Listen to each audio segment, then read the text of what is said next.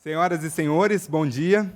Sejam bem-vindos à palestra O Código de Processo Civil e sua aplicação nos Tribunais de Contas, um evento realizado pelo Tribunal de Contas do Estado do Rio de Janeiro.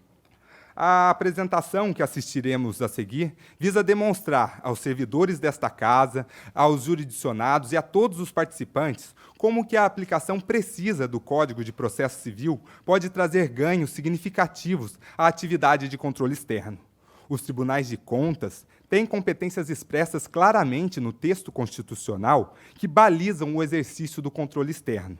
Assim, diante da evolução das garantias constitucionais que conferem aos cidadãos e aos jurisdicionados fundamentos jurídicos para resistir a eventuais arbitrariedades do Estado, cada vez mais se faz necessário ter um controle equilibrado, justo e, principalmente, que alcance seus objetivos. Observa-se que os processos administrativos, ainda que mantenham elementos próprios, devem zelar pela prevalência dos direitos e garantias constitucionais e infraconstitucionais, no que concerne, por exemplo, ao exercício do contraditório e da ampla defesa, e aos prazos razoáveis de execução dos atos e da própria duração do processo. Faz parte, igualmente, dessa dinâmica a homenagem aos princípios da decisão motivada, do duplo grau de jurisdição administrativa e da segurança jurídica. Enfim, é notável que a complexidade do trabalho dos tribunais de contas. Por isso, essa Corte tem procurado se modernizar, sobretudo através do incremento de recursos de tecnologia da informação e também estimular o aperfeiçoamento técnico de seus servidores. O tema em questão é rico, então nós temos a certeza que a palestra de hoje será muito proveitosa para todos nós. Neste momento, convido para subir ao palco a excelentíssima conselheira, presidente do Tribunal de Contas do Estado do Rio de Janeiro, doutora Mariana Montebello Willemann.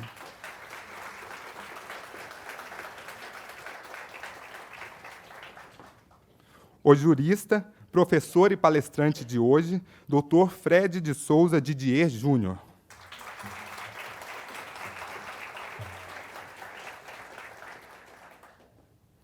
Para abrir esse seminário, convidamos a excelentíssima presidente do Tribunal de Contas do Estado do Rio de Janeiro, doutora Mariana Montebello Willemann, para fazer uso da palavra.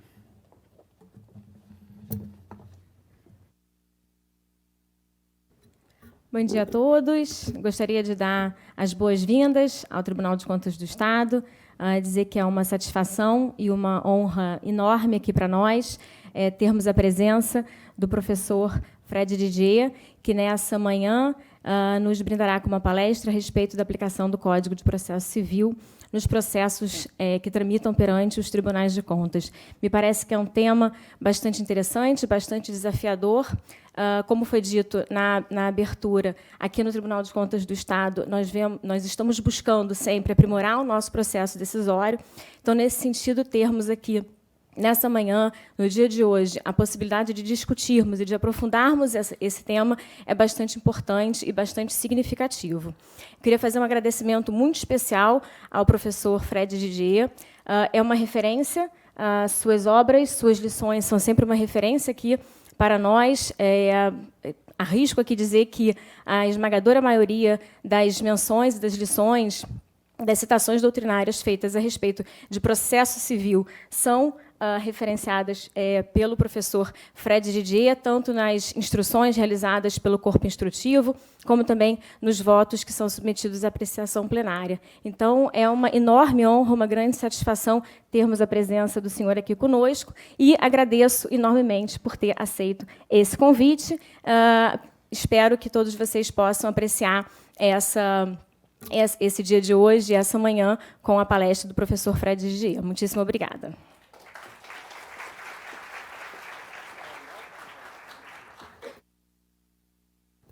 Agradecemos à presidente do TCE-RJ, doutora Mariana Montebello Willemann, pelas suas palavras de abertura.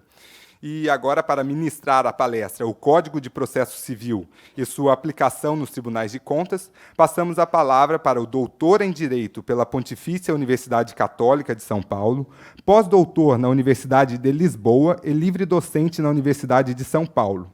O palestrante é, atualmente, membro da Academia de Letras da Bahia, do Instituto Brasileiro de Direito Processual, do Instituto Ibero-Americano de Direito Processual, da International Association of Procedural Law, da Associação Brasileira de Direito Processual Constitucional, da Associação Brasileira de Direito Processual, da Academia de Letras Jurídicas da Bahia e da Associação Norte e Nordeste de Professores de Processo.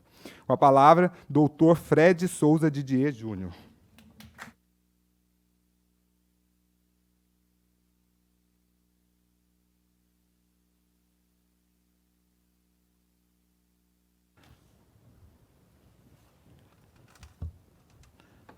Bom dia a todos.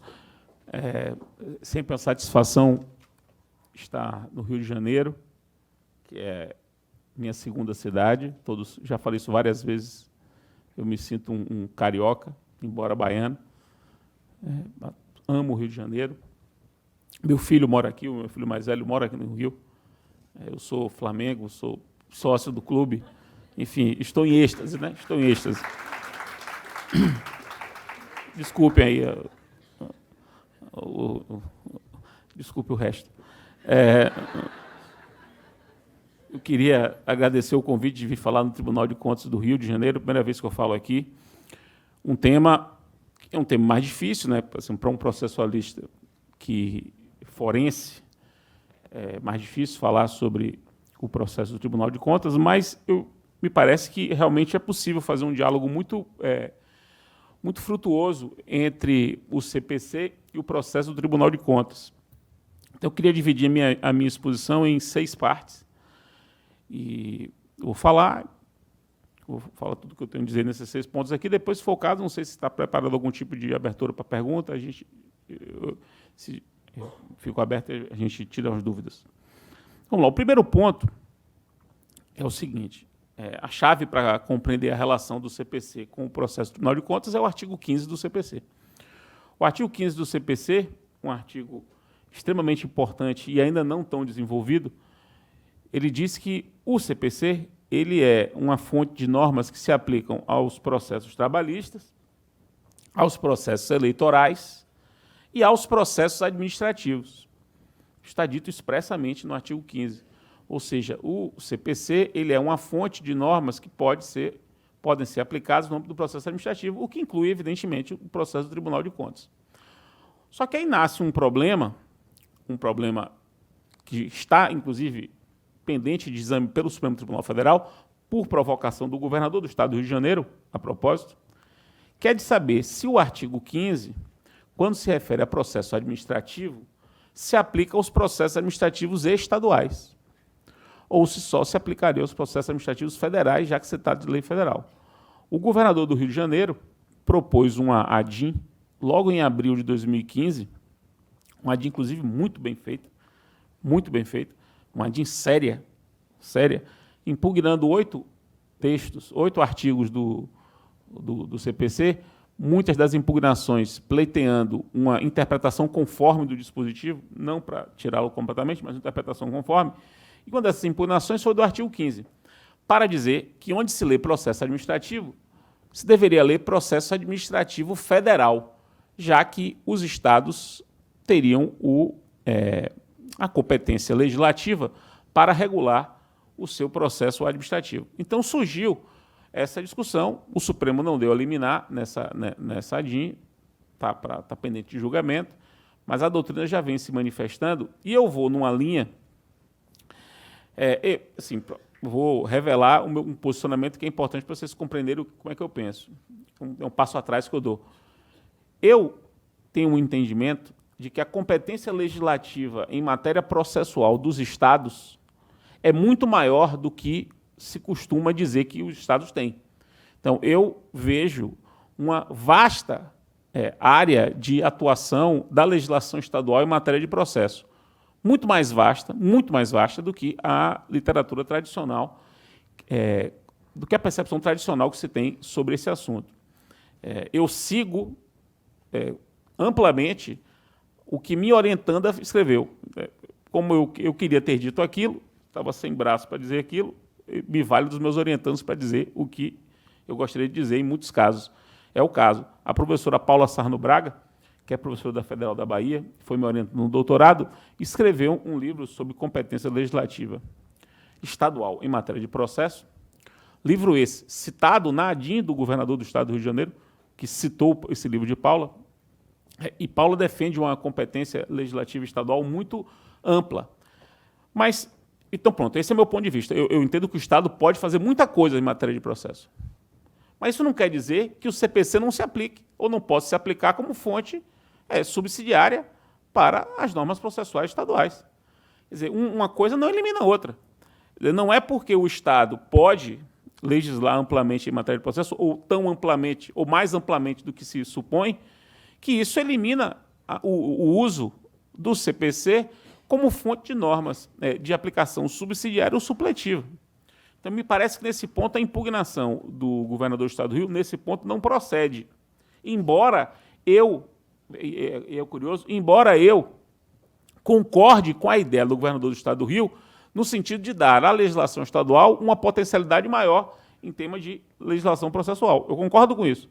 Só que o fato de eu concordar com isso não impede de dizer que o CPC não possa servir como paradigma para o uso para a aplicação dos processos estaduais. E aí eu entro num ponto que é muito importante. O Supremo está para decidir, os senhores devem estar acompanhando, a questão da possibilidade de os tribunais de contas aplicarem a sanção da desconsideração da personalidade jurídica. Não só o Tribunal de Contas poder aplicar a desconsideração, como poder estender uma sanção atribuída a uma pessoa jurídica a pessoas jurídicas que façam parte de um grupo, que sejam coligadas ou, eventualmente, se demonstre que há uma fraude no uso da personalidade jurídica. Então, há dois grandes temas aí a serem discutidos. Uma desconsideração ampliativa e se o próprio tribunal poderia aplicar a desconsideração. Tudo bem, isso está pendente para o Supremo decidir. Independentemente de qual seja a decisão, a gente vai dizer que as regras procedimentais da desconsideração previstas no CPC são inaplicáveis no processo administrativo? Quer dizer, esse avanço, que foi um avanço evidente da legislação brasileira, que disciplinou a desconsideração da personalidade jurídica em seus aspectos processuais, a conquista do CPC de 2015, isso não vai se aplicar caso se reconheça a possibilidade do Tribunal de Contas promover a desconsideração? Então, esse argumento de que o CPC não se aplica no âmbito dos processos administrativos estaduais é um argumento que me permite, que eu diria, um pouco terrorista, quer dizer, um pouco levado às últimas consequências. Você pode conciliar a preservação da competência legislativa estadual com a aplicação do CPC de forma subsidiária e supletiva. Então, esse é o primeiro ponto que eu gostaria de falar, que é sobre o artigo 15. O segundo ponto é o seguinte. A elaboração desse CPC começou a ser discutido em 2009, no segundo semestre de 2009, e se encerrou em dezembro de 2014, ela nasceu com alguns propósitos evidentes. Um desses propósitos evidentes de elaboração do novo Código, foi aperfeiçoar em nível infraconstitucional alguns aspectos importantes do devido processo legal brasileiro. Sobretudo, contraditório e motivação das decisões.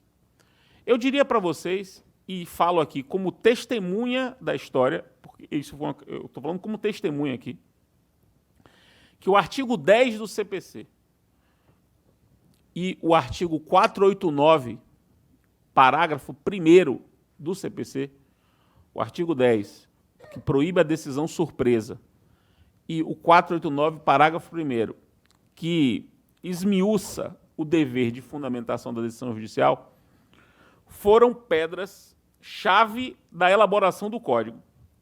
Eu diria, inclusive, que eles são uma das principais razões de se elaborar o Código. Tanto que, se vocês pegarem o artigo 10, se vocês fizerem um estudo da história do processo legislativo do CPC, vocês vão ver que o artigo 10 está, desde a origem, praticamente sem mudança de redação.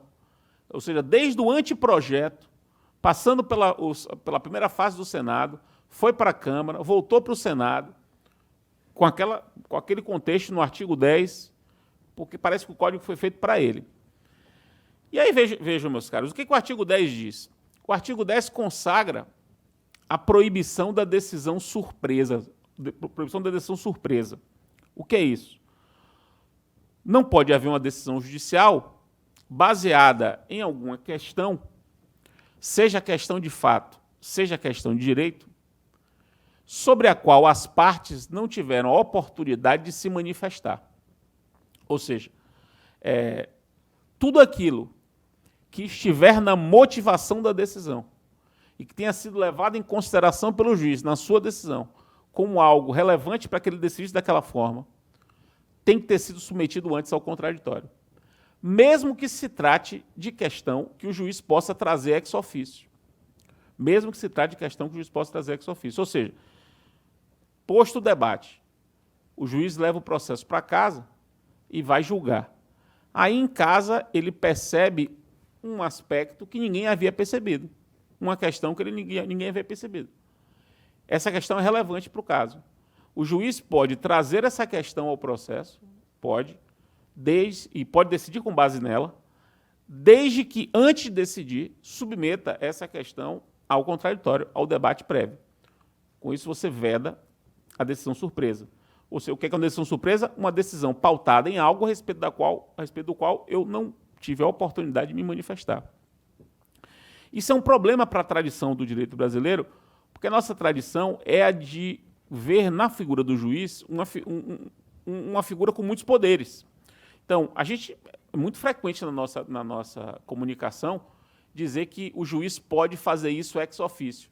O termo ex officio é um termo que a gente aprende a falar no início do curso de Direito. Está impregnado na comunicação nossa, na nossa linguagem forense. O juiz faz isso ex officio, faz ex officio. Veja, que o juiz pode fazer muita coisa ex officio, não há dúvida. Pode fazer até mais do que eu gostaria que pudesse fazer. Mas tem muita coisa que ele pode fazer ex officio. Agora, o fato de ele poder fazer ex officio não significa que ele possa fazer sem contraditório. E esse é um ponto que é muito difícil para quem já aprendeu isso, reaprender, porque a cabeça de quem aprendeu, por exemplo, a minha geração, a cabeça de quem se formou no meu tempo se o juiz pode fazer de ofício, por que ele vai ouvir? Quer dizer, poder fazer de ofício é poder fazer sem ouvir. É assim que a gente foi educado. É fazer sem ouvir. Não. Poder fazer de ofício não é poder fazer sem ouvir. Poder fazer de ofício é poder fazer sem ser provocado para isso. Isso é poder fazer de ofício. Poder fazer sem ser provocado. Poder fazer sem ouvir, ele não pode nunca. Eu sempre dou minha esposa como exemplo disso. Sempre dou. Há 15 anos eu dou minha esposa como exemplo disso. Nesse ponto, ela é exemplar. Ela é exemplar. Por quê? Ela trabalha no Tribunal de Justiça. É assessora de uma desembargadora. Há muitos anos já. Aí, isso lá, mais de 10 anos atrás, ela estava com um caso, eu sempre gosto desse caso, porque esse caso é muito bom. Mais de 10 anos atrás, ela estava com um caso que ela pegou uma apelação para minutar a decisão e a apelação estava intempestiva, aos olhos dela. Estava intempestiva. Só que ninguém tinha alegado intempestividade. Quer dizer, nem o apelado alegou intempestividade, nem o juiz de primeira instância suscitou intempestividade, ninguém viu a intempestividade, só ela viu a intempestividade. E ela achou estranho o fato de só ela ter visto a intempestividade, que costuma ser algo visto com mais facilidade. E ela veio me procurar para eu fazer as contas do prazo com ela. E eu fazia as contas do prazo com ela e realmente estava intempestivo. Só que ninguém tinha suscitado. O que é que se faria numa visão clássica? Conhece-se de ofício da intempestividade e não se conhece do recurso. É isso que se faz. Só que ninguém tinha suscitado. Eu falei para ela, eu disse, Renata, tem alguma coisa errada aqui. A gente está vendo uma coisa que ninguém viu. E nós não temos esse tirocínio, essa inteligência suprema de ver uma coisa tão óbvia que ninguém viu. E estamos falando aqui do apelado e do próprio juiz de primeira instância.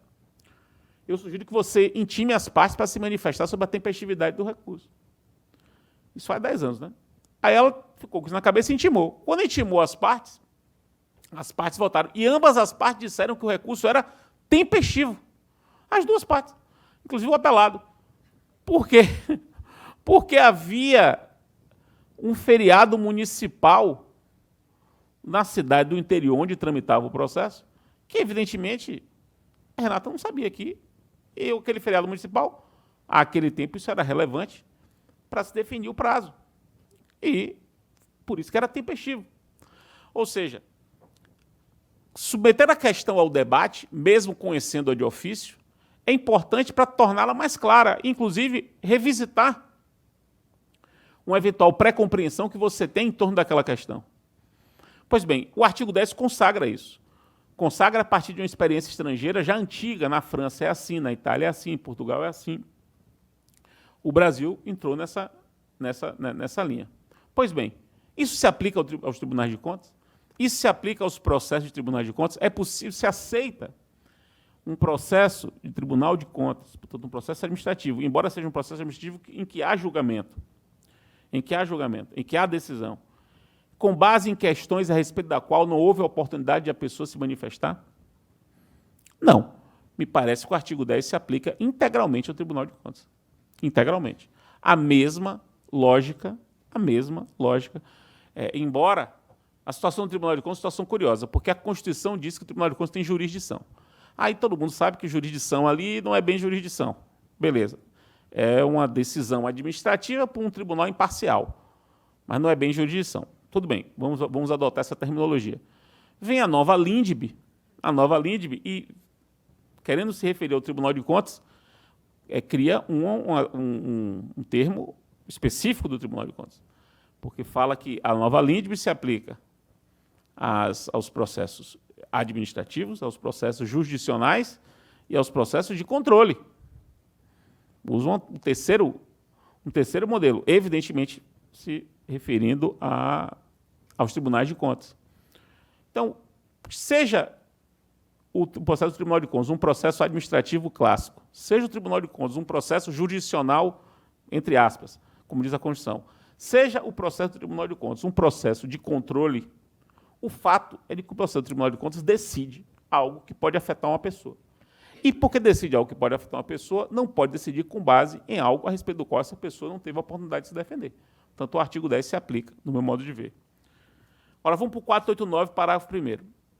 O 489, parágrafo 1º, parágrafo 1º e parágrafo 2º. Vou falar dos dois. O parágrafo 1º e o parágrafo 2º do 489 esmiuçam o dever de fundamentar. Conquista muito importante da sociedade brasileira de ter passado a exigir dos julgadores uma atenção especial ao dever de motivar.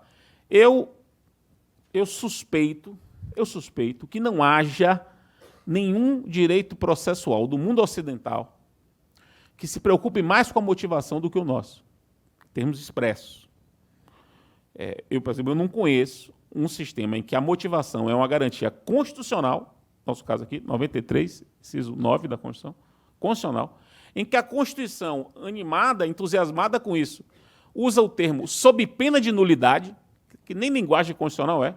Quer ver que o 93.9 fala assim, as decisões judiciais serão motivadas, sob pena de nulidade.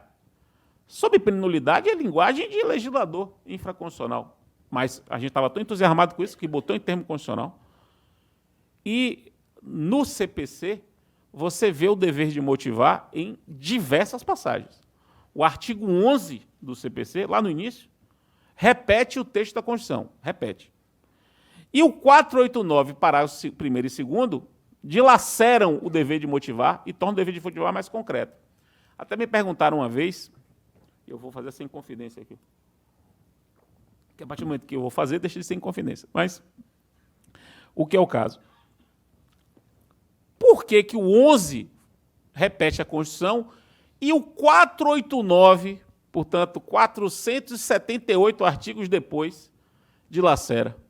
Por que não pegaram os parágrafos 1º e 2º do 489 e jogaram como parágrafos do 11? Era muito mais técnico. Todos vão concordar. Mas por que não fizeram isso?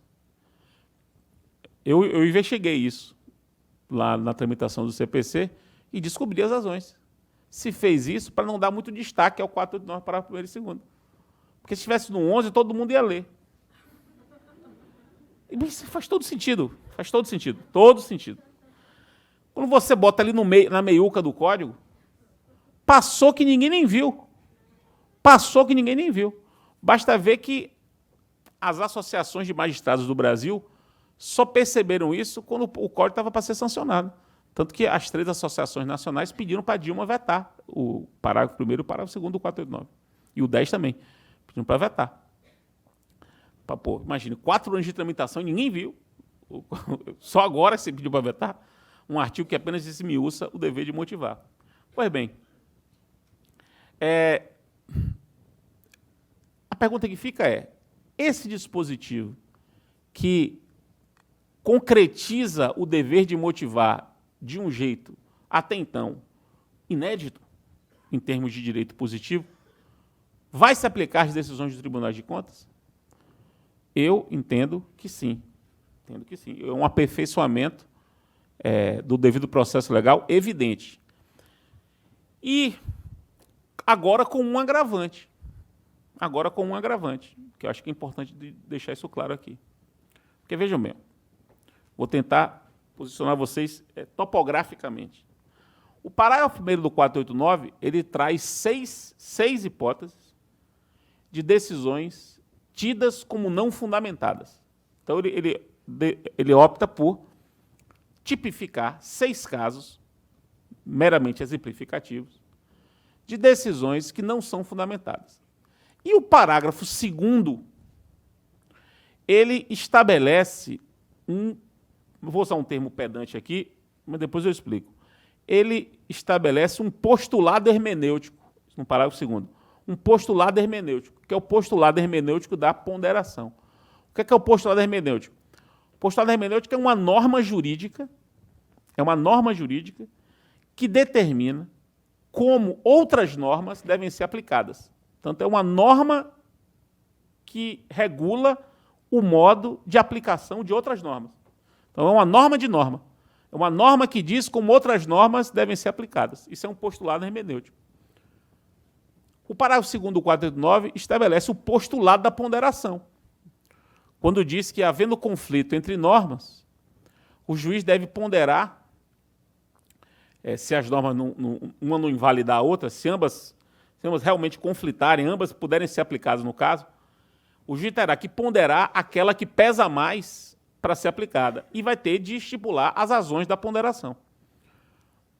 A ponderação, que era uma técnica hermenêutica desenvolvida na doutrina, se positiva como norma jurídica expressa no parágrafo 2º do 489. Isso não tem previsão no mundo, né? Isso não tem previsão no mundo. Isso é uma coisa realmente, do ponto de vista técnico, muito avançado, muito sofisticado. Então, vamos lá. Eu particularmente acho bom. Houve muita gente que criticou esse parágrafo 2º, dizendo que agora que a insegurança vai graçar, porque agora o legislador está expressamente prevendo a ponderação. Eu penso diferente. A ponderação já era uma prática, é uma prática. Os juízes ponderam quando julgam. É inevitável a ponderação. Um dispositivo normativo que reconhece essa inevitabilidade e estabelece diretrizes para que ela ocorra de uma maneira mais controlável, me parece algo positivo. Por que eu disse que isso é importante para o Tribunal de Contas? Porque a nova LINDB, e é importante fazer uma introdução sobre isso, veja que a LINDB original é de 42. Ela nasceu como Lei de Introdução ao Direito Civil, quer dizer, Lei de Introdução ao Código Civil. Era LICC, né? Lei de Introdução ao Código Civil, em 1942. Uma das críticas que se fazia à LINDB, a então LIC, era de que ela, primeiro, não era só para o direito civil.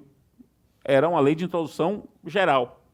Até porque falava em direito adquirido, por exemplo. Direito adquirido é um tema geral. Por isso que houve uma lei há 10 anos atrás, veja que coisa no Brasil, uma lei para mudar o nome da outra lei. Então, a LIC virou LINDB por uma lei. Então, é uma lei que mudou o nome de outra lei. Imagina o quanto esse dinheiro não se gastou com isso, né? Um processo legislativo inteiro para aprovar uma lei cujo propósito era mudar o nome da lei anterior e passou a chamar Lei de Introdução às Normas do Direito Brasileiro. Só que faltava a essa lei uma parte mais claramente relacionada ao direito público. E o direito público no Brasil sofreu transformações muito grandes nos últimos 20 anos, sobretudo o direito administrativo. O direito administrativo de hoje, e eu me formei há 21 anos, o que eu aprendi na faculdade há 21 anos sobre direito administrativo praticamente não me serve para nada. É impressionante como houve uma mudança muito significativa, muito profunda do direito administrativo. Então, o que o pessoal teve a ideia? Né? O pessoal pensou há uns 3 anos atrás. Vamos fazer uma segunda parte da LINDB dedicada ao direito público, integralmente, e consagrando essa nova compreensão do direito público contemporâneo. E foi o que foi feito. Ano passado sai a Lei 13.655, que acrescenta 10 artigos à LINDB, todos eles relacionados ao direito público, todos eles 100%, e mencionando expressamente, e o alvo foi o Tribunal de Contas, não sei se vocês acompanharam a tramitação, as discussões, a impressão que se teve é que se fez a lei para os tribunais de contas. Embora não haja menção expressa, fala-se apenas em autoridade controladora, mas o alvo principal é o Tribunal de Contas. Até pelo posicionamento, né, que o Tribunal de Contas teve depois da Constituição de 88, houve uma transformação, valorização muito grande, um destaque muito grande. Então, se teve o Tribunal de Contas por objeto, por alvo, digamos assim. E aí vem a LINDB, e no artigo 20, o artigo 20 da LINDB, o primeiro dessa segunda metade, ele traz um outro postulado. Um outro que se junta ao do parágrafo 2º do 489. O artigo 20 traz agora o postulado do consequencialismo, né? Que é o postulado hermenêutico que impõe o dever do órgão julgador, inclusive o Tribunal de Contas, levar em consideração as consequências práticas da sua decisão. Está no artigo 20 da LINDB. Que é um outro postulado hermenêutico, que se junta ao da ponderação, do parágrafo 2º do 489, e a outros postulados hermenêuticos, como da razoabilidade, da proporcionalidade, da coerência, todos consagrados legislativamente. E como aplicar um postulado como esse, que é o postulado extremamente complexo, que é que consagra o consequencialismo, sem o dever de motivar esmiuçado do 489, parágrafo 1º? É incompatível. Então, você só consegue aplicar o comando do artigo 20 da LINDB, claramente direcionado aos tribunais de contas, se você se vale do comando do 489 do CPC, que se entrelaçam. Eu escrevi um texto sobre o artigo 20 da LINDB, posso até depois disponibilizar. Está na rede. Se vocês procurarem lá o meu nome e o artigo 20 da LINDB, já aparece rapidamente, porque está na rede. É um texto publicado na Revista de Direito Constitucional e Administrativo. E o PDF do texto está na rede. E eu defendo,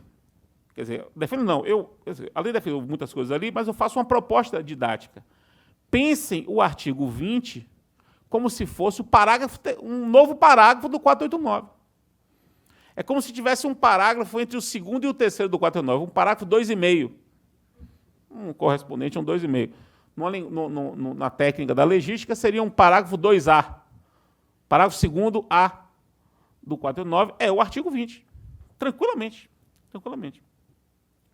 Então, esse é o segundo ponto, quer dizer, é o aperfeiçoamento devido ao processo legal que o Código trouxe, que se aplica ao processo administrativo do Tribunal de Contas. Agora vamos para o terceiro ponto. O terceiro ponto é o sistema de precedentes. Eu disse que o Código ele nasceu por várias razões. Eu falei do 10 e do 489, uma das razões, sem dúvida. Uma outra razão foi o sistema de precedentes. O que o Código quis fazer? O Código, deixa eu deixar isso bem claro, sobretudo para quem não se aprofundou no tema dos precedentes. O Código não inaugurou um sistema de precedentes no Brasil. Não inaugurou. Eu sei que em muitos sites de jornalismo jurídico, que normalmente têm sido usados para as pessoas publicarem suas ideias, alguns autores têm dito ou disseram que o Código transformou o Brasil na common law. O Brasil tem até uma expressão que se tem utilizado em alguns textos. Houve uma...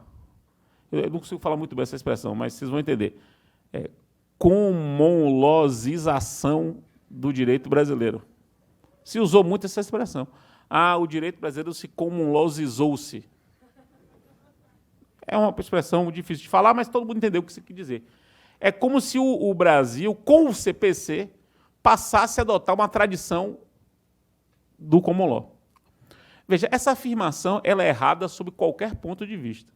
Portanto, ela é, como o meu amigo Rodrigo da Cunha Lima Freire me disse um dia, ela é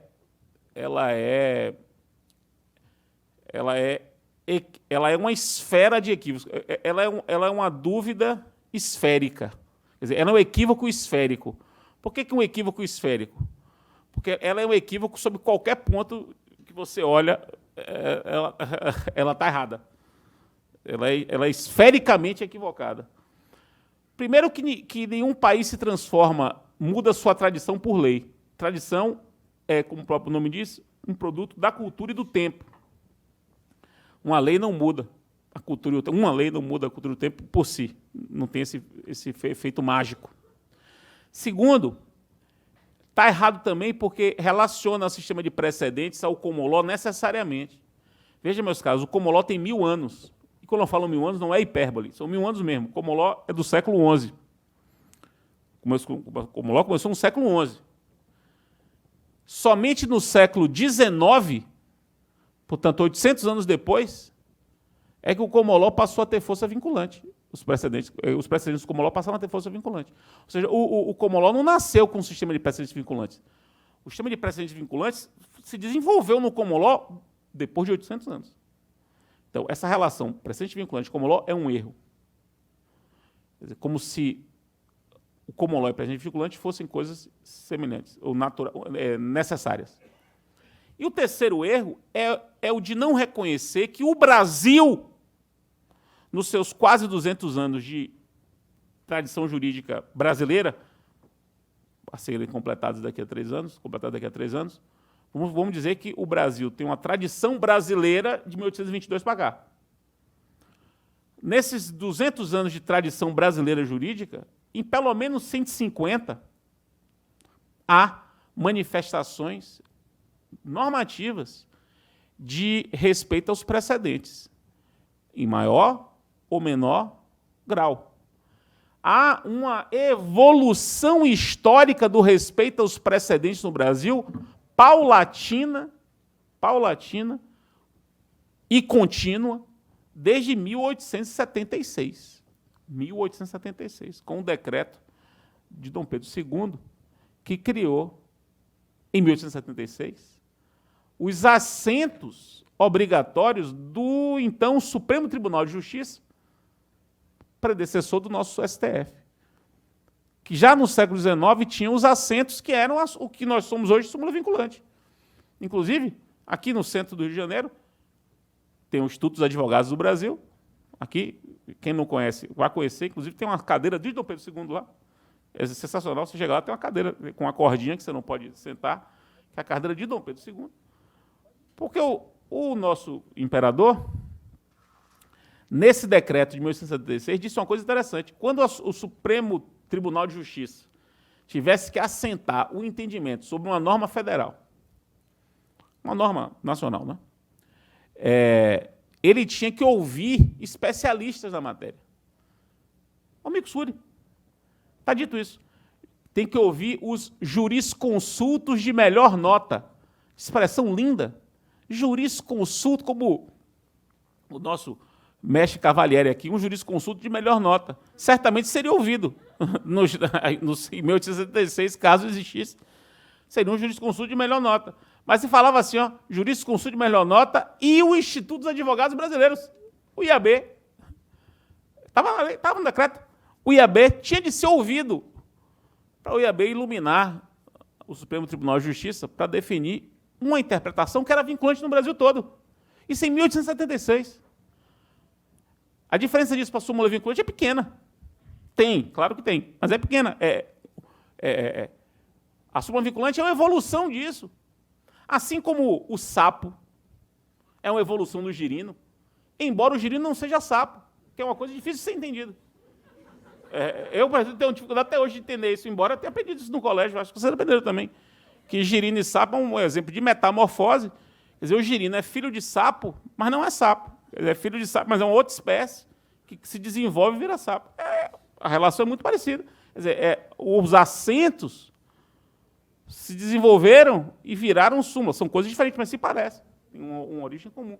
Nesses 150 anos, o direito brasileiro evoluiu muito para o sistema de precedentes. Muito, muito. Nós temos um sistema de precedentes hoje brasileiro, peculiar. Eu entendo que é cheio de graça, com alguma complexidade. Tudo isso é verdade. Mas não, o CPC novo, ele não tirou esse sistema de precedentes da cartola. Ele é resultado de uma evolução histórica, repito, paulatina e contínua nos últimos 150 anos. Pois bem, isso vale para os tribunais de conta? 100%. Tribunais de conta produzem precedentes? Claro, precedentes naquilo que eles decidem. O respeito aos precedentes é um dever dos tribunais de contas? Sim. O artigo 926 do CPC, que diz que os tribunais devem observar os seus próprios precedentes e devem manter a sua jurisprudência estável, íntegra e coerente, se aplica aos tribunais de contas? Certamente. Não é razoável dizer que um tribunal de contas pode decidir uma mesma questão de direito para um caso de um jeito, para outro caso de outro jeito, sem razões que justifiquem isso. Então, é preciso desenvolver, e o CPC pode ajudar muito nisso, desenvolver a ideia de estabilidade da jurisprudência dos tribunais de contas, de súmulas de tribunais de contas, de como se redige uma súmula, como se aplica, superação de precedente, distinção. Esses temas da teoria dos precedentes, que o Código desenvolve muito bem, nós avançamos demais nisso, tudo isso se aplica no âmbito do Tribunal de Contas. Destaque especial ao artigo 926 do CPC, integralmente aplicável aos tribunais de contas. E, na medida em que um tribunal de contas tiver órgãos fracionários, é preciso pensar os precedentes de modo a vincular os próprios órgãos fracionários. É preciso pensar os precedentes de modo que o plenário tenha a competência para afirmar o precedente para o tribunal inteiro e os órgãos fracionários possam seguir. Com isso, criar situações em que relatores possam decidir monocraticamente com base nos precedentes dos tribunais de contas. Quer dizer, você espelhar o modelo dos tribunais jurisdicionais de respeito aos precedentes para o âmbito do Tribunal de Contas.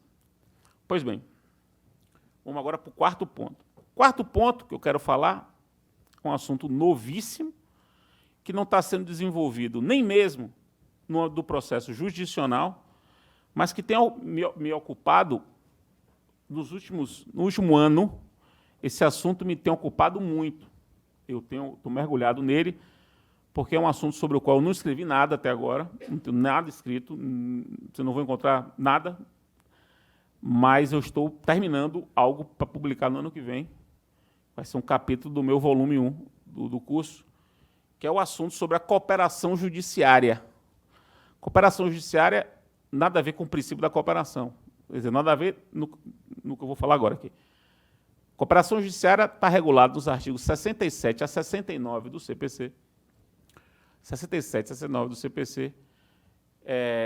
E disciplina a possibilidade de órgãos do judiciário brasileiro criarem instrumentos para cooperarem entre si, de modo a dar mais eficiência à atuação jurisdicional. E essa cooperação, que para o paradigma tradicional se dava por meio de carta precatória e carta de ordem, acho que todo mundo aqui já ouviu falar em carta precatória e carta de ordem. Carta precatória e carta de ordem eram os instrumentos de cooperação judiciária previstos no Código passado. Quer dizer, quando se queria cooperar assim, um juiz pedia ajuda para o outro por meio de carta precatória, pedia ajuda. E o tribunal, só que aqui entre aspas, né, pedia, entre aspas, ajuda à primeira instância por meio de carta de ordem, porque ordem e pedir, quem ordena não pede, né? Mas tudo bem. Era uma forma de se cooperar. Então, olha a nossa lógica de cooperação, que nem tinha esse nome, mas era a lógica de cooperação do Código 73. A cooperação se dava por solicitação e se dava por instrumentos por meio das cartas. Vem o Código Novo e simplesmente revoluciona isso. Revoluciona. O modelo de cooperação é completamente diferente. Primeiro que agora a cooperação pode se dar de qualquer forma, não só por cartas. Os instrumentos, você pode ser por telefone. Eu posso pedir cooperação por telefone, por e-mail, por WhatsApp, por Telegram, inclusive. Que eu sempre defendo o Telegram publicamente. Eu acho o Telegram um ambiente mais civilizado de conversa. Nada obstante, tudo que aconteceu é um ambiente mais civilizado. Mas você pode pedir cooperação por outros instrumentos que não as cartas. Você pode pedir cooperação para qualquer coisa. Para qualquer coisa. Não é mais como era antigamente, que você pedia cooperação para atos executivos, para atos instrutórios. Você pode pedir cooperação para qualquer coisa. E você agora tem um instrumento, e esse é o ponto que mais me interessa para falar com vocês, tem um instrumento da cooperação por concertação. Cooperação por concertação com C. Cooperação por concertação, que não é a cooperação por solicitação. Solicitação é aquela, eu peço, me ajude aí você, tudo bem, eu ajudo. A cooperação por concertação é uma cooperação que se dá por meio de um acordo que disciplinará previamente a cooperação a ser feita de modo permanente, contínuo, duradouro, entre dois ou mais órgãos jurisdicionais. Então, em suma, vou dar um exemplo. É possível imaginar que o Tribunal de Justiça do Rio de Janeiro e o Tribunal de Justiça do Espírito Santo, dois órgãos julgadores, façam um protocolo de cooperação que discipline uma cooperação permanente entre os tribunais para determinado assunto. E aí, não vai ser uma cooperação episódica, pontual, me ajude a produzir prova no processo tal. Vai ser uma cooperação permanente, construída por meio de um instrumento negocial que o Código chama de ato concertado. Ato concertado, com C. Ato concertado. Pois bem, onde é que eu quero chegar? É sobre isso que eu estou mergulhado agora. Estou estudando bastante sobre isso.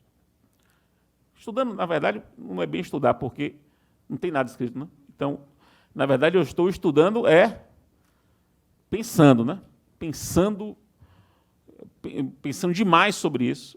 Peguei os meus orientandos agora, as missões, estabeleci uma missão para cada um, para poder pensar também. E estou discutindo com o desembargador Alexandre Câmara, que me convidou para poder discutir, para ajudar o Tribunal de Justiça do Rio de Janeiro na elaboração do primeiro protocolo para dar diretrizes gerais para esse ato concertado. Vamos ver se sai. Temos até hoje uma reunião para tratar disso, no final do dia. Porque eu mandei as minhas ideias, né? Vamos ver agora se a galera gosta das minhas ideias. E onde é que entra o Tribunal de Contas aqui? Por isso que eu quis destacar. É que eu entendo que, pelo artigo 15, é possível pensar na aplicação da cooperação judiciária no plano administrativo. É possível pensar em atos concertados, de que faça parte um tribunal administrativo. Então, eu consigo pensar, e defendo isso, em atos concertados entre dois tribunais de contas, Tribunal de Contas do Rio de Janeiro, Tribunal de Contas da União, pode fazer um ato concertado de cooperação, para uma cooperação permanente para a prática de atos processuais administrativos. Consigo pensar em ato concertado entre o Tribunal de Contas e um outro tribunal administrativo, uma CVM, um CAD, que é o outro tribunal administrativo. Então, fazer um ato concertado para cooperação permanente e consigo pensar, evidentemente, num ato concertado do Tribunal de Contas com o Poder Judiciário. Com o Poder Judiciário. Ou seja, entre tribunais de contas, entre tribunais de contas e tribunais administrativos outros, entre Tribunal de Contas e Judiciário. E eu digo uma coisa para vocês, é inevitável. os atos concertados, mesmo sem esse nome, estão acontecendo todos os dias. O que está sendo muito?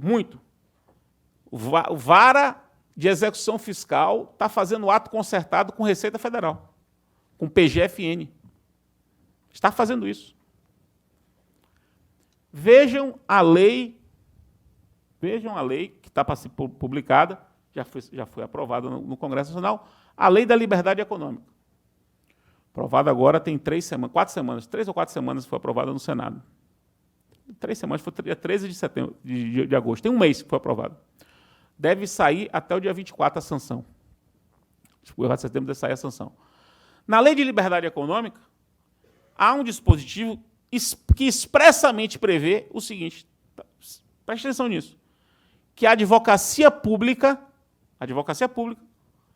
poderá firmar instrumentos de acordo com o Poder Judiciário para disciplinar a execução fiscal. A relação entre administração pública e execução fiscal, para número de processos, dispensar citação, dispensar que o cara vá lá, facilitar burocraticamente a condução e a gestão de processo de execução fiscal. Isso é previsão expressa. Por que não pensar isso no âmbito administrativo? Não vejo nenhum obstáculo. Então, podemos desenvolver para as funções julgadoras dos tribunais de contas esse importantíssimo instrumento do ato concertado previsto no parágrafo 2º do artigo 69 do CPC. Seja em tribunais de contas, seja em Tribunal de Contas e outros tribunais administrativos, seja em Tribunal de Contas e Poder Judiciário. Pois bem, vamos ao 5º ponto, penúltimo da minha exposição. Os tribunais de contas, eles têm cada vez mais tomado decisões, vamos chamar aqui de decisões de tutela provisória, de urgência, suspendendo isso, suspendendo aquilo. Isso é muito comum. Vamos chamar isso, para facilitar a minha exposição, de poder geral de cautela. Lato sensu, né? Só para facilitar. Tecnicamente não é um poder geral de cautela, mas vamos chamar de um poder geral de tomar decisões fundadas em cognição sumária, decisões provisórias a serem ou não ratificadas posteriormente. Pois bem, o que é que eu quero trazer para a gente discutir? O artigo 297 do CPC, ele diz que a tutela provisória pode ser efetivada por meio de qualquer instrumento. Então, ele cria, observem bem, a atipicidade dos instrumentos de efetivação da tutela provisória. Artigo 297. O que quer dizer que o juiz que determina a tutela provisória pode dizer que ela será cumprida por meios de cumprimento, de efetivação atípicos, meios que podem ser definidos caso a caso. É por causa de um dispositivo como esse que vocês devem ter acompanhado, devem estar acompanhando, decisões do STJ que têm apreendido passaporte, suspendido carteira de habilitação de motorista, desligado, em alguns casos. Na Bahia teve um caso em que o juiz determinou que o réu tivesse a sua luz cortada até cumprir a decisão, e, por acaso, o réu era a Secretaria de Educação do Estado da Bahia. Eu achei que foi um pouquinho exagerado do juiz, mas a Secretaria de Educação do Estado da Bahia, que tem o tamanho da Alemanha, vai ficar sem luz até cumprir a decisão. Mas foi uma decisão tomada com essa ideia de atipicidade da execução. A atipicidade da execução, em tutela provisória especialmente, que é muito importante aqui para o Tribunal de Contas, ela é um dos temas-chave do novo Código, dos mais difíceis. Não por acaso, já há muitos livros sobre o assunto. Eu diria, meu professor Bruno Redondo, que está aqui me vendo, recém-doutor, acabou de concluir seu doutorado, tem nem uma semana, numa banca dificílima. Talvez Redondo concorde comigo. A primeira leva das monografias, teses e dissertações pós-novo Código foi uma leva, inclusive ele está dentro dela, que discutia os negócios processuais. Se a gente pegar agora essa segunda leva, já tem muita tese, muita dissertação para tratar dos poderes executivos atípicos, da atipicidade da execução. Porque o STJ está enfrentando isso, os seus limites, dizer até onde isso pode ser tomado, porque, evidentemente, eu falei da Secretaria de Educação na Bahia, que é um exemplo curioso, né? Pô, vai desligar a luz da secretaria inteira. Se desligar só do andar do presidente, no caso do secretário, já seria uma ajuda grande. Ele ia ficar incomodado, certamente poderia cumprir mais rapidamente. Agora, da secretaria inteira, como é que ficam as escolas do interior, uma eventual comunicação vai ficar difícil. É uma coisa desproporcional. Mas fica numa zona assim, um pouco intermediária.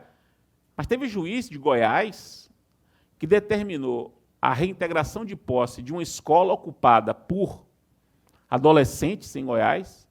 O juiz disse assim, ó, adolescentes, saiam da escola. Se não saírem da escola, à noite, fica determinado que oficiais de justiça, enfim, faça-se barulho num nível tal que impeça que os meninos durmam. Aí eles não vão aguentar e vão sair. Isso o juiz disse. O juiz determinou, percebam bem, o uso de técnicas de privação do sono para o cumprimento da decisão. Técnicas de privação do sono, posso estar enganado, pode ser que eu esteja enganado, hoje nunca se sabe, né? Ultimamente no Brasil, qualquer coisa pode ser defendida, mas técnicas de privação de sono, salvo engano, é tortura. Então o juiz determinou o cumprimento, isso não é caricatura, isso não é invenção, isso aconteceu. O juiz determinou o cumprimento da decisão com base em medidas atípicas de tortura.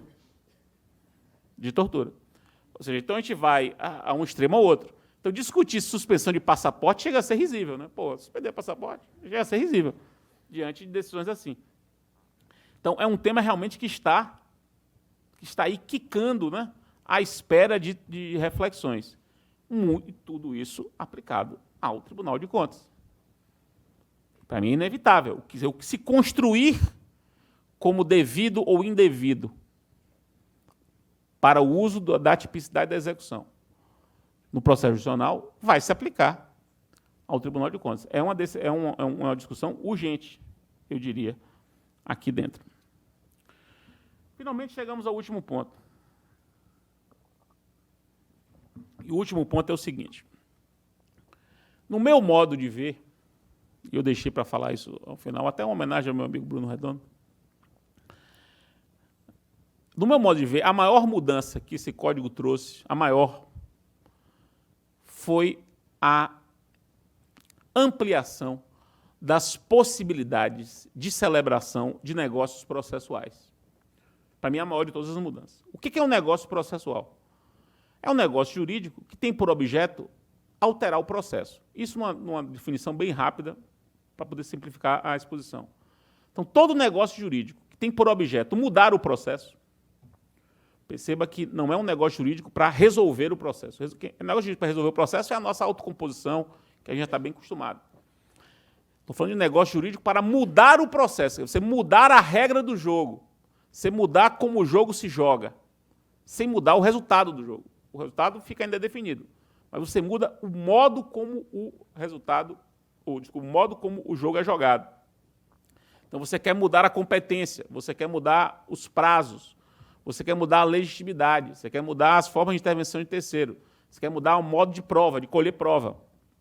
Qualquer acordo que tenha isso como objeto é um negócio processual. Então, a colaboração premiada é um negócio processual.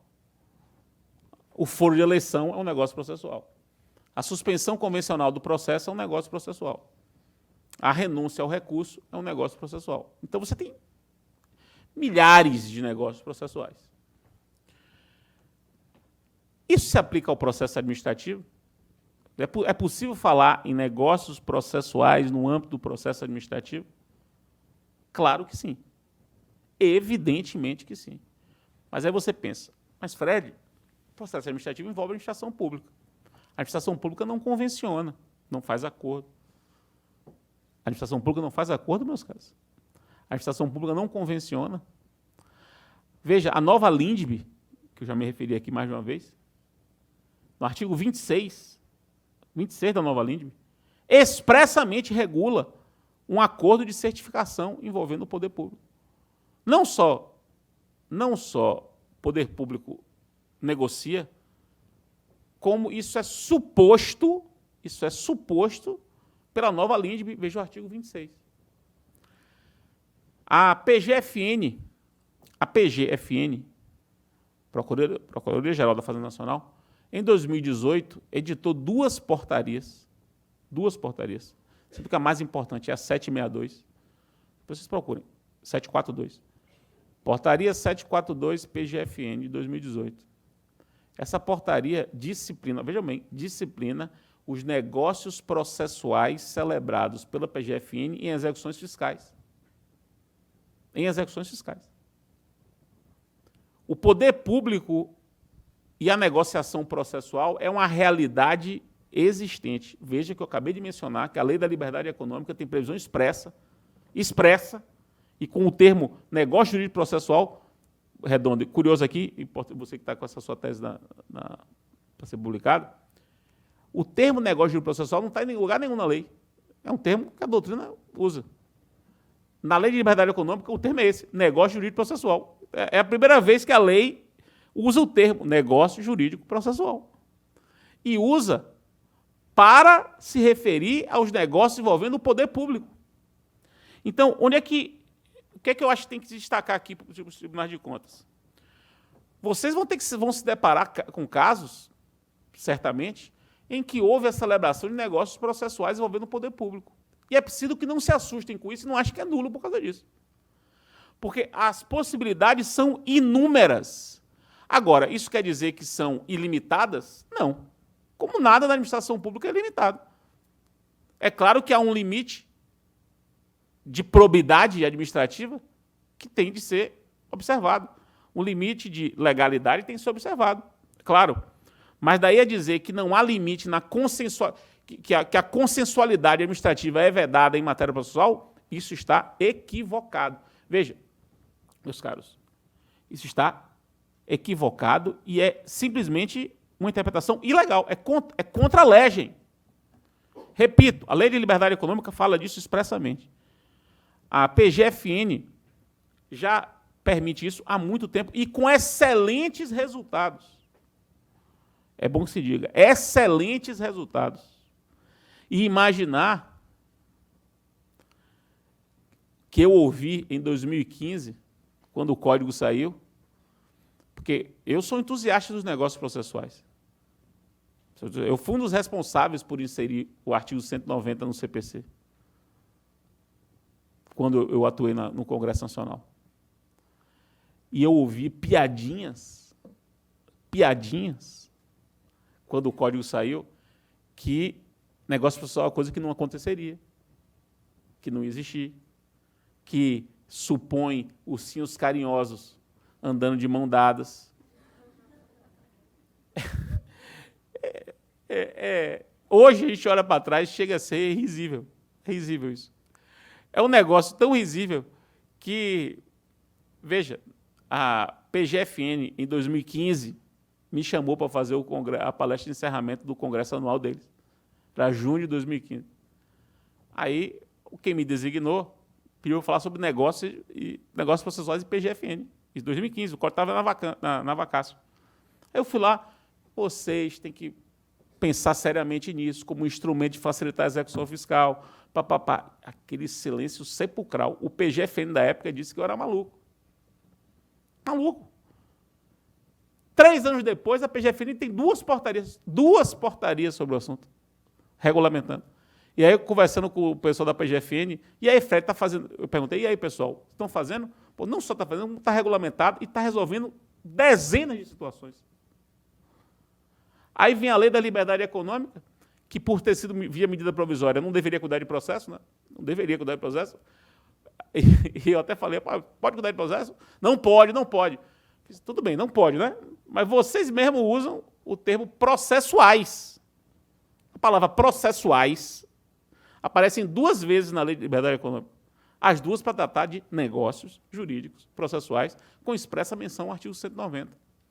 Hoje você tem, no mínimo, Bruno vai saber isso mais do que eu, você tem no mínimo 20 livros monográficos sobre negócios processuais. Livros monográficos, publicados, fora dissertações não publicadas. Dissertações de tese não publicadas. Eu, como advogado, já fiz em mais de 15 oportunidades negócios processuais na prática. Eu, como advogado envolvido. Se vocês pegarem o caso da Samarco, acidente de Mariana, vocês vão ver que tem vários termos de ajustamento de conduta assinados, vários, inclusive um cada vez mais complexo do que o outro. Uma das cláusulas lá é negócio probatório, dizendo em que as partes reconhecem um determinado meio de prova como apto a provar prejuízo. Isso é um negócio processual. Sem o carimbo, né? Não tem lá dizendo isso é um negócio processual. Simplesmente está negociado isso. Se a gente não tiver o repertório para compreender o que isso significa, não vai entender o que está acontecendo. E os tribunais de contas, como cortes controladoras, vão se deparar com acordos, negócios administrativos, em que essas cláusulas vão aparecer. Não podem se assustar. Já há uma vasta bibliografia sobre negócios processuais e administração pública, como já há uma vasta bibliografia sobre administração pública e arbitragem. A arbitragem decorre de uma convenção arbitral. A convenção arbitral é um negócio processual por excelência, em que as pessoas simplesmente escolhem um juiz. Veja, escolhem um juiz. A convenção de arbitragem é um negócio por excelência. Alguém vai dizer que não é possível arbitragem envolvendo o poder público hoje? Ninguém pode dizer isso, até porque a lei expressamente prevê. Pensem que agora é possível uma série de outros negócios processuais envolvendo o poder público. Tem que ficar atento na hora de exercício da função de controle.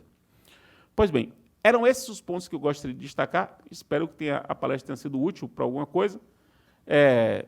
A hora do almoço se avizinha e, nesse momento, falar muito mais acaba comprometendo a saúde, né, das pessoas. Mas eu fico à disposição para responder as perguntas. Muito obrigado.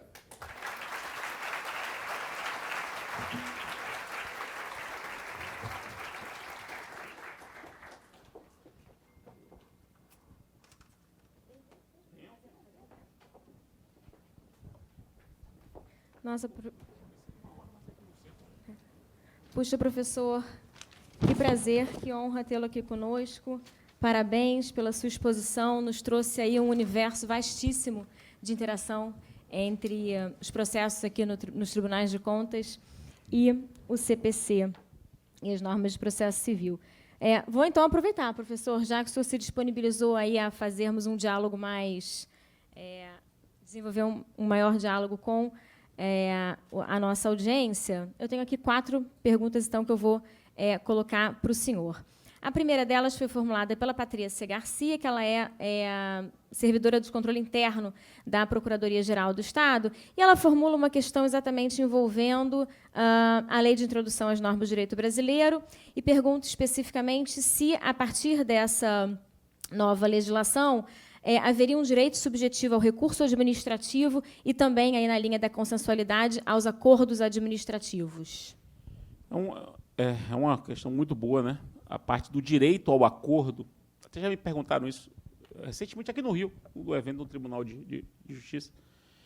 Eu acho o seguinte, o poder público ele não é obrigado a fazer um acordo com você, a princípio, salvo se uma lei impuser. Mas, a princípio, ele não é.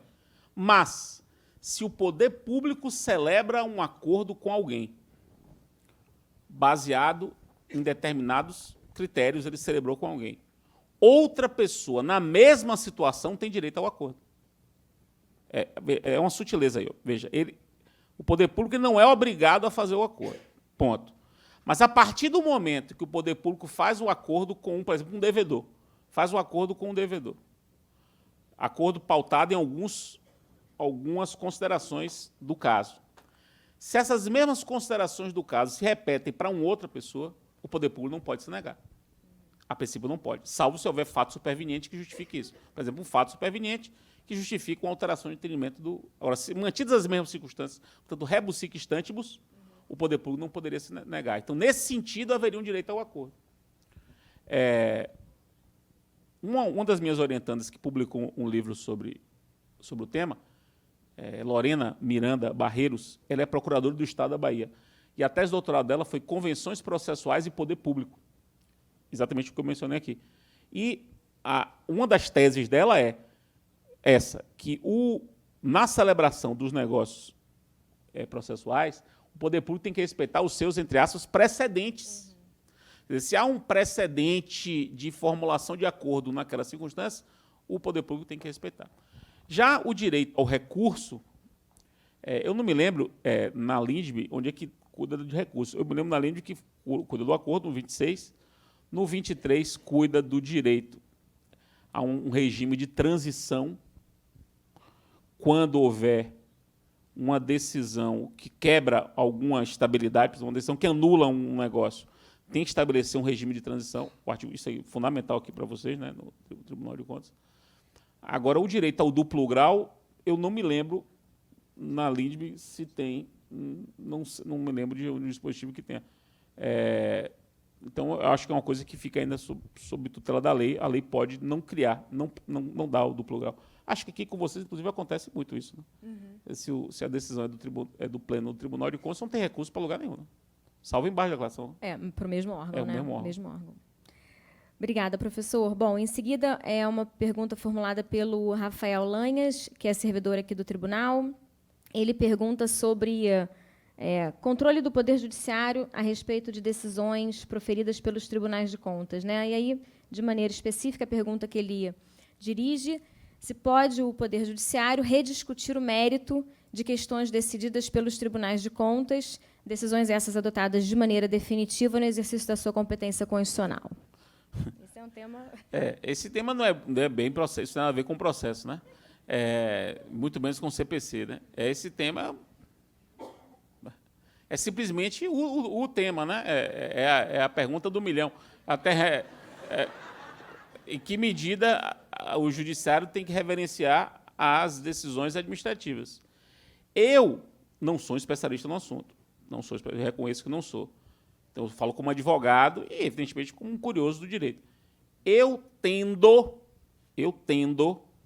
a defender uma reverência maior. É difícil de compreender um controle do mérito de decisões técnicas administrativas de tribunais, vamos chamar de judicialiformes, como é o caso do Tribunal de Contas, em que há imparcialidade, há devido processo legal, há imparcialidade, enfim, produção de prova, em tudo isso. É difícil defender que o judiciário possa ilimitadamente controlar o mérito das decisões. É muito difícil para mim, mas eu reconheço que é um tema ultra sensível. Né? Eu, inclusive, recomendaria a leitura de um livro que saiu há uns 3 anos, que foi a tese de doutorado de Eduardo Jordão, professor da FGV aqui do Rio, inclusive. Eduardo Ferreira Jordão, administrativista. Acho que quem é administrativista, ele é bem conhecido, e está muito conhecido por conta até um crítico dos tribunais de contas. Mas a tese dele é uma tese para defender uma reverência muito maior do judiciário ao que ele chama de decisões da administração complexa. O CAD decide que a Nestlé não pode comprar garoto, por razões técnicas. Vem o judiciário e diz que pode.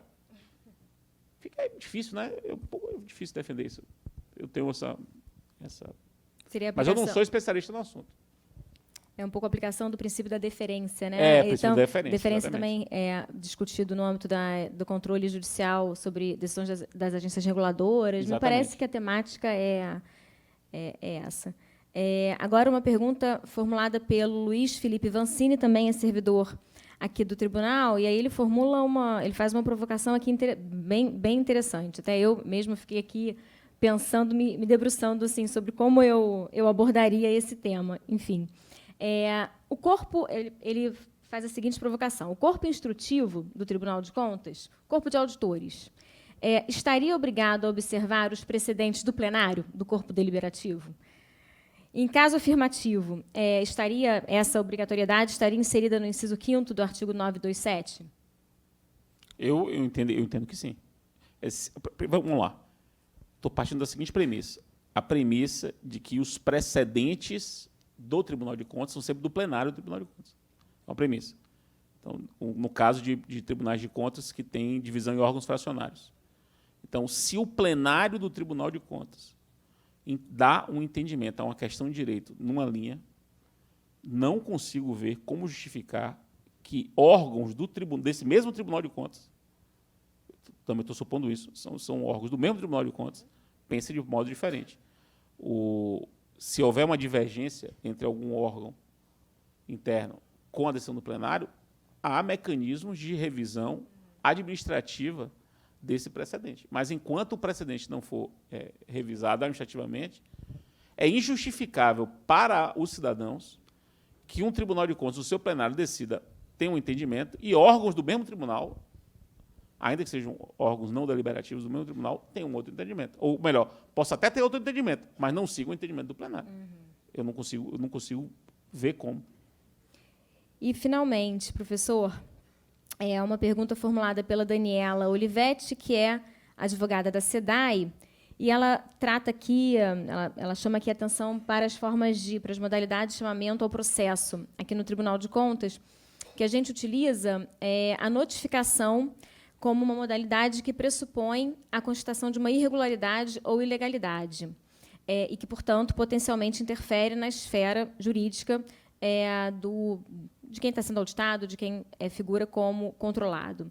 Dessa forma, ela pergunta se, no seu entender, para a formação do juízo de regularidade ou de ilicitude, que são pressupostos da notificação, se o jurisdicionado, cuja esfera pessoal é potencialmente atingida, deve ter a oportunidade prévia de se manifestar a seu respeito, de manifestação a seu respeito. Acredito que aqui ela esteja trazendo uma discussão em torno das modalidades de chamamento ao processo, de, eventualmente, a notificação que já pressupõe a caracterização de uma irregularidade, de uma ilegalidade, ela mesma tem que ser antecedida de alguma forma prévia de chamamento ao processo. Me diga só, alguma dúvida que eu tenho, não saberia dizer. Se a notificação, como você disse, supõe a ilicitude, essa suposição de ilicitude é uma suposição definitiva? É um juízo definitivo de ilicitude ou é um juízo de aparência da ilicitude que se confirmará com a notificação? Não, de aparência. De aparência. Então, acho que de aparência.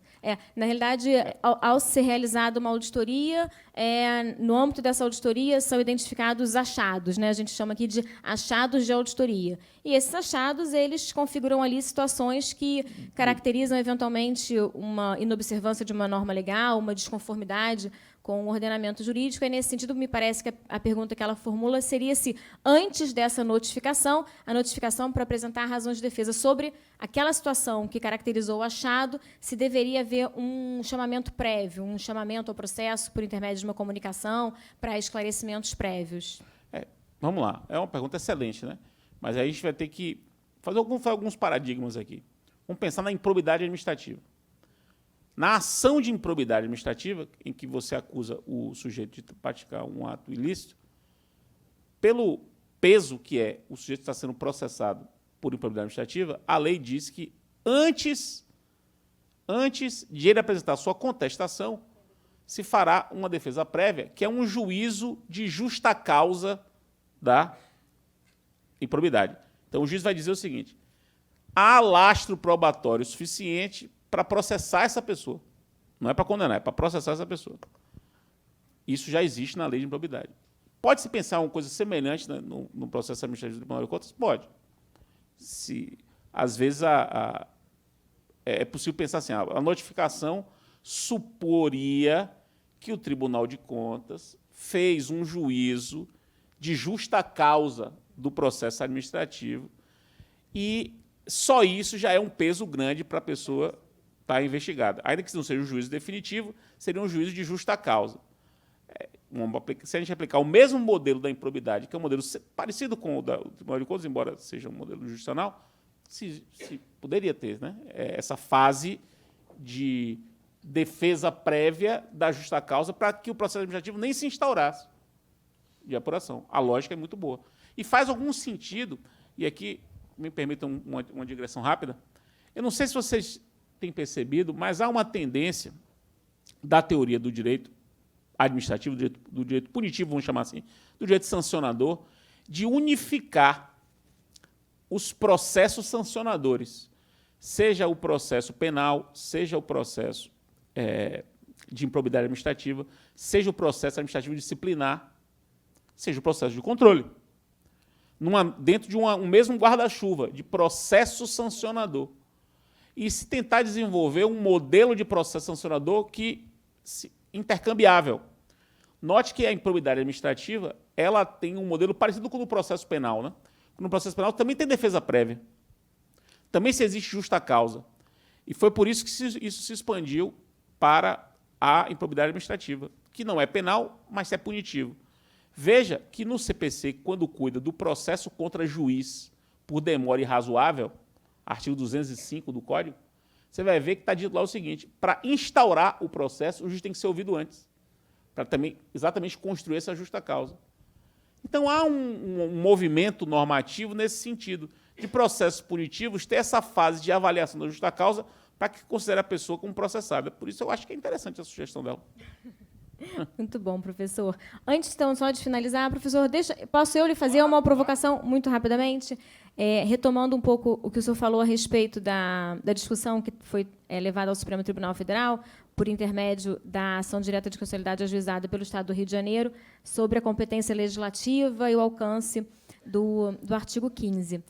Existe há uma carência, de uma certa forma, assim, no sistema Tribunal de Contas, em decorrência da ausência de uma legislação que seja nacionalmente aplicável aos tribunais de contas, tanto ao TCU como aos tribunais de contas subnacionais.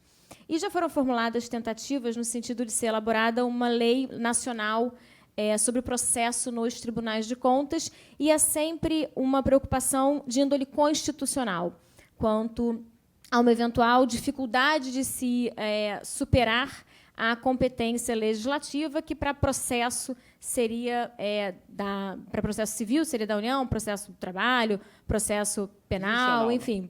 Mas, do ponto de vista administrativo, estaria ali salvaguardada a autonomia dos entes federativos. Então, queria só provocar o senhor para se manifestar sobre as implicações disso e se o senhor considera que realmente é muito difícil, do ponto de vista constitucional, a existência de uma lei com normas gerais sobre processo nos tribunais de contas, sobre processo administrativo nos tribunais de contas. Eu entendo que lei federal que estabeleça normas gerais de processo, e aí processo administrativo, jurisdicional, pode ser aplicado, normas gerais. E os estados têm competência para criar as suas especificidades. Agora, o Estado pode criar suas especificidades sem contraditório? Estabelecer um processo sem contraditório? Pode. Pode. Ele não pode. Ele tem as suas especificidades, mas tem os seus limites. Então, eu defendo isso fortemente, defendo por meio dos meus orientandos, né, porque eles que escreveram sobre esses assuntos, e eu ratifico. Tanto no livro de Lorena, em que ela examina o problema do artigo 15 e os negócios processuais no âmbito dos Estados-membros, ela examina longamente, examina a ADIM, como no livro de Paula Sarno, que é norma de processo, norma de procedimento, em que ela também dá essa interpretação. Então, eu acho possível, desde que sejam normas gerais, acho possível. Que bom, então. Bom, professor, eu renovo aqui os agradecimentos, a felicidade que foi para todos aqui do Tribunal de Contas do Estado termos a presença do senhor aqui conosco nessa manhã, trazendo aí uma série de provocações e diversas questões que merecem ser aprofundadas e que só demonstram realmente a importância de discutirmos o processo civil aqui no âmbito dos tribunais de contas. Queria realmente agradecer de maneira muito efusiva o aceite do senhor para aqui estar conosco debatendo esse tema tão importante. Muitíssimo obrigada.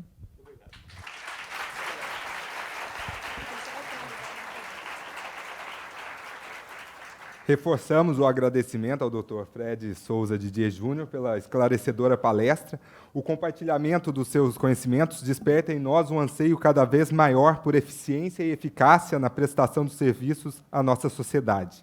O profundo conhecimento jurídico do doutor é um fator de motivação e um convite para nos aperfeiçoarmos. Tenha certeza de que a sociedade fluminense é a maior beneficiária da sua generosidade ao nos brindar com esta apresentação, pois assim se reafirma a missão dessa Corte de Contas, que é a de fiscalizar e orientar a administração pública na gestão responsável dos recursos públicos. O Tribunal de Contas do Estado do Rio de Janeiro agradece a presença de todos. Foi extremamente honroso contar com a presença de cada um de vocês. O TCE-RJ deseja a todos um bom retorno às suas atividades e uma excelente tarde. Nosso muito obrigado.